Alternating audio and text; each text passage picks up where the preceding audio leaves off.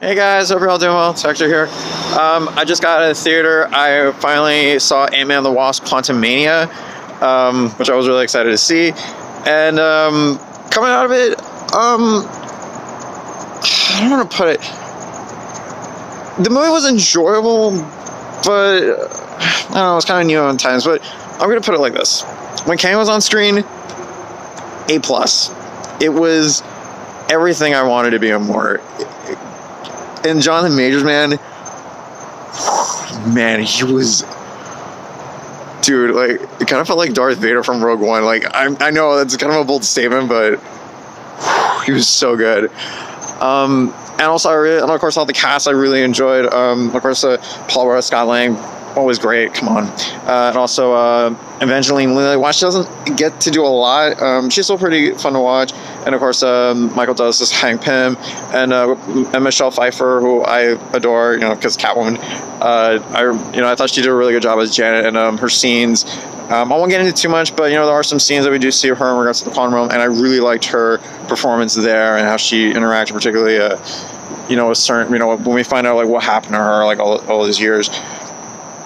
But with that said, whenever Kang wasn't involved, I thought the movie kind of dipped in quality. It wasn't awful. Like, I don't think this is not like Black Adam, where I felt so uninvested at the point where I just wanted to leave. I'm sorry, I hated Black Adam. The movie was awful. But anyway, that's the only time we're going to mention that movie for now.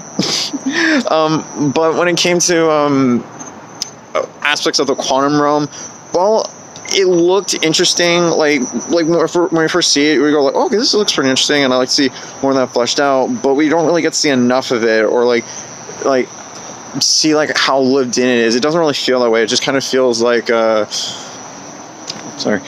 just kind of feels like we're only getting like hints of what happened. It doesn't really.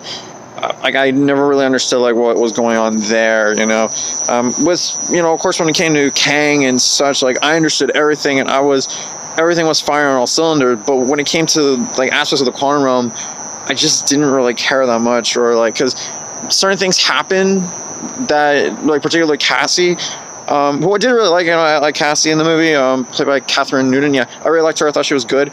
But the storyline that involved her and the people of the quantum realm, it felt so undercooked to me. I mean, again, not awful. It just felt really undercooked, and I think there could have been some scenes, like, kind of fleshing out a little bit more, understanding more of the people. And, so like when those scenes hit, you'll go, okay, like now this is satisfying. Just when it happens in the movie, you're just kind of like going, okay, that happened. So, but however, when the family was involved, like when the Pyms and, Scott and, Hope, sorry, I got like there's like everyone, there's a lot of people. I was fairly invested. Like when it came to that family, like I was invested. But the thing is, I think it's just because we know them before from the previous films, so you automatically have that connection. So, and there just isn't that connection when like I said, with the quantum realm, it's because it just and again, this is like the first time they're introducing it, but I didn't really think they added in enough to make me care, so.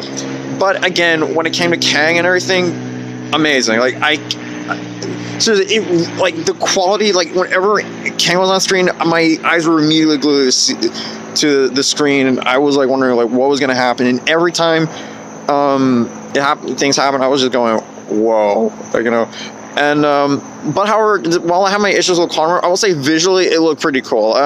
It looks really interesting, unique. I really like the designs of certain animals and the people. I thought it looked really cool. A lot of people kind of compared it to the Star Wars, and I could see the comparison. I wasn't like thinking that immediately, but I could see the comparison. And also the visuals for the most part look pretty solid. Like nothing that like wowed me, except for like some sequences in there. Particularly, there's actually a pretty cool sequence involving Hank. I mean, not Hank. Scott. I won't get into it too much. You've seen a little bit in the trailers though. But I thought it was pretty cool. Also MODOK.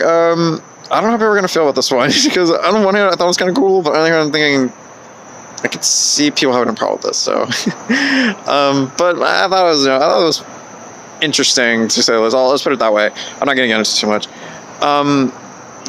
And also the action was Zero for the most part were pretty solid too. But again, it's like I always keep going back to Kang. Like whenever Kang was involved, I was like, this is the best movie ever. But when Kang wasn't there, I was like, it's fine.